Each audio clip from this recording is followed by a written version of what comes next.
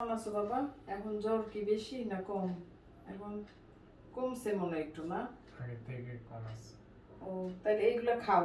এই যে এটা কিন্তু অ্যান্টিবায়োটিকের মতো কাজ করে, এটা অনেক ভালো একটা ওষুধি জিনিস মনে করো।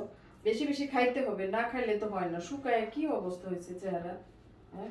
এই কয়দিনে একেবারে মানে বাপের অসুখ বিসুখ, এই বাপের এগুলা সহ্য করতে না পারে আর একটা বিপদ আসলো গাড়ির মধ্যে। যাই হোক, তোমার এখন অনেক দূর আগাইতে হবে, অনেক দূর যাইতে হবে। টেনশন না করে খাওয়া দাওয়া করবা ঠিক মতো। চুলের কি অবস্থা হয়েছে, এগুলো অসুখে আরো চুল টুল বড় হয়ে গেছে, কাটতে পারতেছে না। যাক, ভালো হয়ে যাবে, আল্লাহ ভরসা। ঠিক মতো খাওয়া দাওয়া করো। নাও এগুলো খাও, এই যে ফল ফুল এগুলো খাও।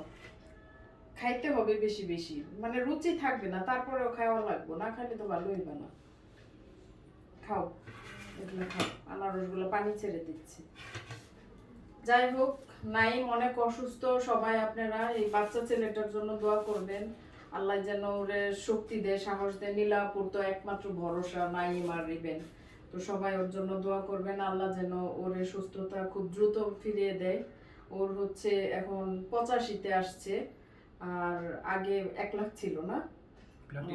প্লাটিলেটটা এখন 85-তে কমে গেছে একটু। তো ঠিক হয়ে যাবে, টেনশন করো না। ঠিক মতো খাওয়া দাওয়া করলে ঠিক হয়ে যাবে। সবাই দোয়া করবেন নাইমের জন্য।